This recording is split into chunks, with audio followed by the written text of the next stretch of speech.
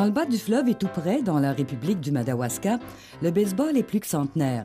Le voisinage de la frontière américaine, près de la Nouvelle-Angleterre, n'est probablement pas étranger à cette situation. Dans ces régions, la forêt constitue la principale ressource naturelle. Des scieries et des usines de pâte et papier se sont établies un peu partout sur le territoire. Presque tous les villages et les villes ont eu, à un moment ou l'autre, une équipe de baseball formée des travailleurs de ces entreprises. C'est le cas de la ville de Cabano. Camille Dubé, commentateur sportif à Radio-Canada, été 2000. Il n'est pas difficile de s'imaginer voir dans un champ, près de l'embouchure de la rivière Cabano, 4 ou 5 jeunes hommes qui se lancent une balle de baseball. Tout près de là, le moulin C.D. Fraser vient d'entreprendre sa première année de production. Nous sommes à l'été 1899. Le baseball vient de faire son entrée sous le ciel où sera érigée la paroisse Saint-Mathias en 1906 et le village de Cabano en 1907. Il ne serait pas étonnant que ces premiers joueurs aient des noms à consonance anglaise, tels Strong, Purcell ou England, ou françaises, comme Bérubé, Leblanc ou Pelletier.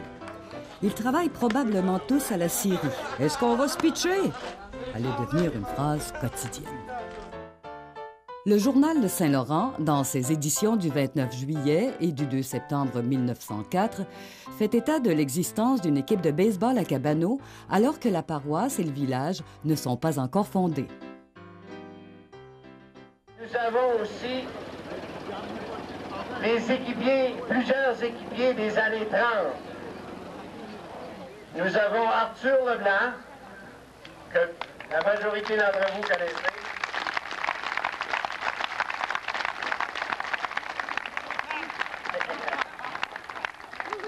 Nous avons aussi Victor Simon.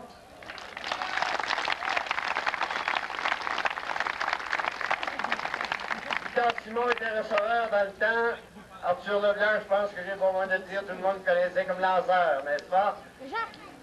Ensuite de ça, il y a Jean-Paul Bérubé, qui joue à deuxième but.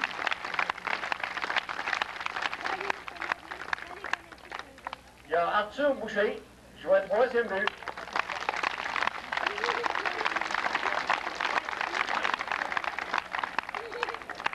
Et il y a Madame Marie-Paul Boilly-Lebel, qui représente son frère Pétain, Pierre-Antoine Lebel.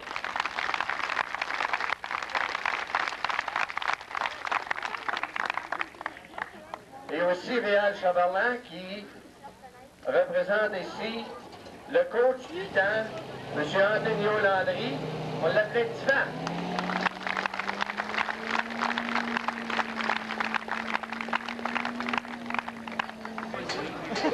OK.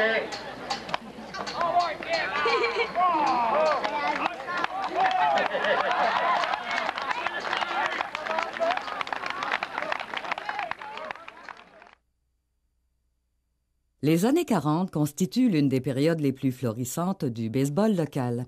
À un certain moment, Cabano avait même 2 équipes qui le représentaient sur la scène régionale dans des ligues qui comprenaient des équipes de Trois-Pistoles, Saint-Jean-de-Dieu, Saint-Clément, l'Île-Verte et Rivière-du-Loup d'une part, et Biencourt, Escourt, Le Jeune et Lac-des-Aigles d'autre part. L'une des équipes s'appelait les As et l'autre les Étoiles. L'apothéose des années 40 est probablement la victoire des As de Cabano contre Trois-Pistoles en 1948 lors de la conquête du trophée Larrivée dans un match sans lendemain disputé sur un terrain neutre, soit celui de Saint-Jean-de-Dieu. Cabano aligne le premier joueur importé de son histoire, soit le lanceur Aimé Lauzon, originaire de Montréal. Victoire des As de Cabano du gérant Yvon Dumas, 8-3.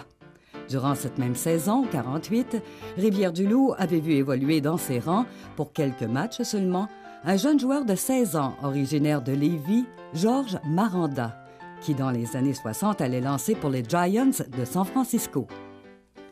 À la toute fin des années 40, Cabano reçoit la visite d'une équipe qui a pour nom House of David.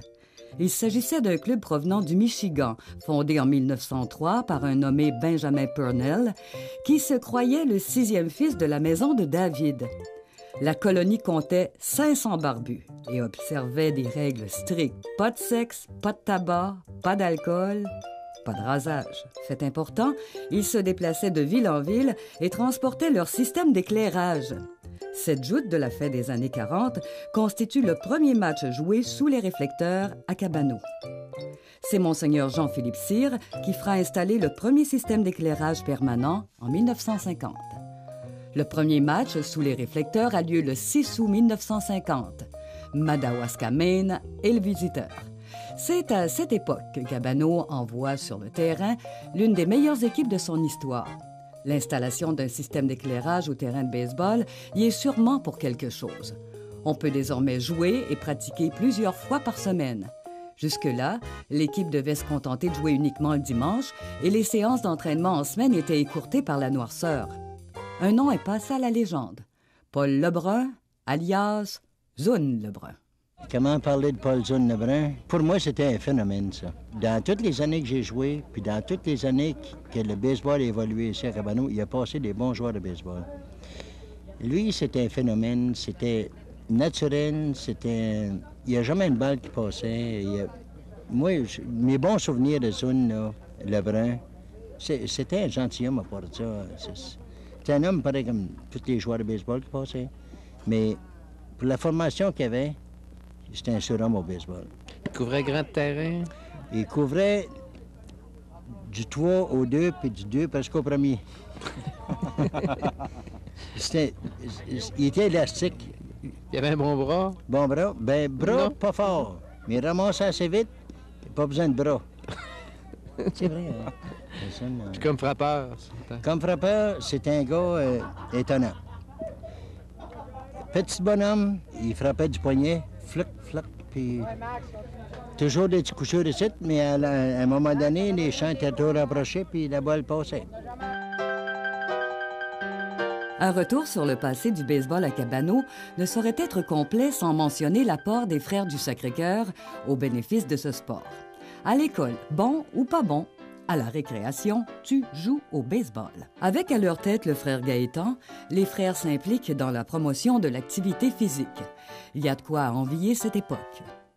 Le 1er juillet 1951, lors d'une visite du club Belvédère de Québec, le grand Jean Béliveau frappe un long coup de circuit, tellement long qu'on se demande encore aujourd'hui si la balle a fini par tomber. Et puis il y avait les frites à Dugas, les divines patates frites.